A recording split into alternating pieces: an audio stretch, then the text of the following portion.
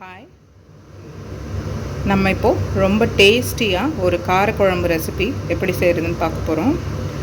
இப்போ ஒரு பேனில் நல்லெண்ணெய் சேர்த்துக்கலாம்.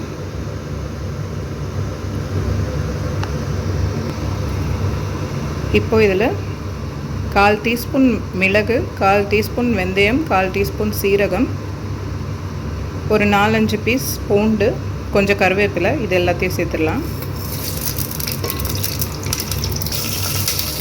இது கூட இப்போது 2 மீடியம் சைஸ் வெங்காயம் சேர்த்துக்கலாம். இது எல்லாத்தையும் 2 நிமிஷம் நல்லா ஃப்ரை பண்ணிக்கலாம்.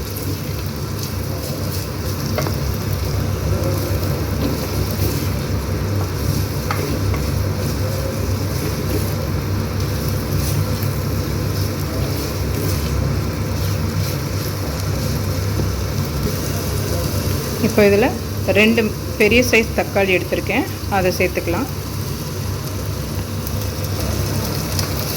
இப்போ இது எல்லாத்தையுமே நல்லா ஃப்ரை பண்ணிக்கலாம்.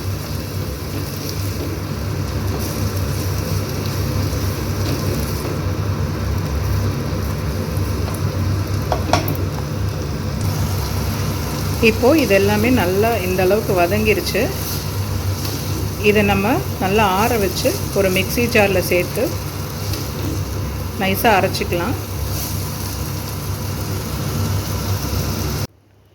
இப்போது நம்ம அதே பேனில் கொஞ்சம் எண்ணெய் சேர்த்துக்கலாம்.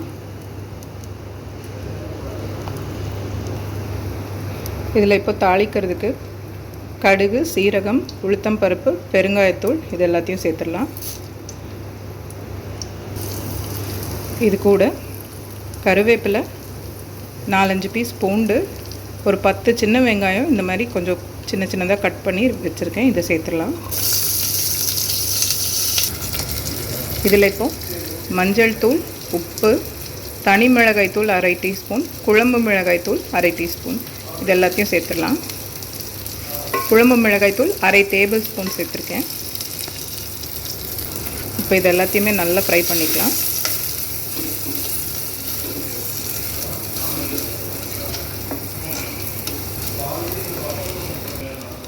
இப்போ இதில் ஒரு லெமன் சைஸ் அளவு புளி கரைச்சி வச்சுருக்கேன், அதை சேர்த்துடலாம்.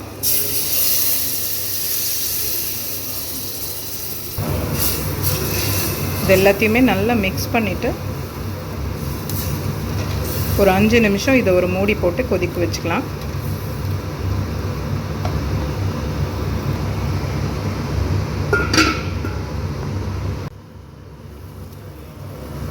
இப்போ இது நல்லா கொதிச்சிருச்சு.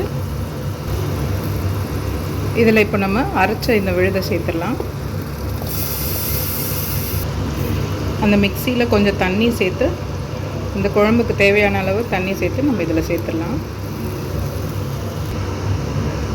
இதில் இப்போ சின்னதாக ஒரு பீஸ் வெல்லம்,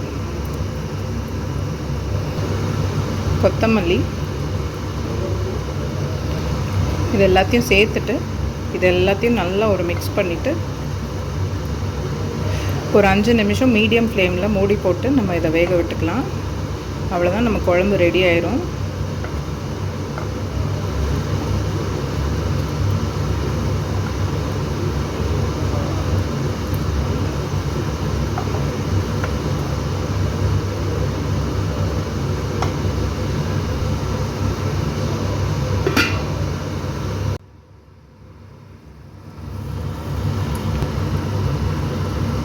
இப்போ இந்த குழம்பு நல்லா கொதிச்சு கொஞ்சம் திக்காக இருக்குது.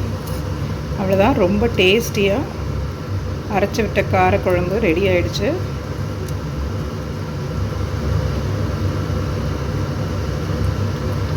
இது சூடான சாதத்தோடு சாப்பிட்றப்போ ரொம்ப டேஸ்டியாக இருக்கும். ட்ரை பண்ணுங்கள்.